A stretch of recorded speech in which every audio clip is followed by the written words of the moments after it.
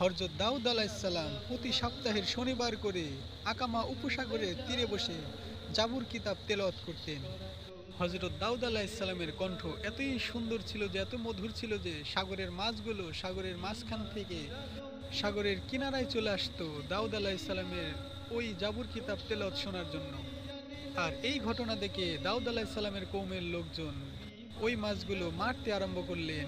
আল্লাহ রাব্বুল আলামিন এই ঘটনা দেখে দাউদ আলাইহিসসালামকে বললেন, শনিবারে মাছ ধরা যাবে না, আমি আল্লাহ নিষেধ করে দিলাম, শনিবারে মাছ ধরা বন্ধ।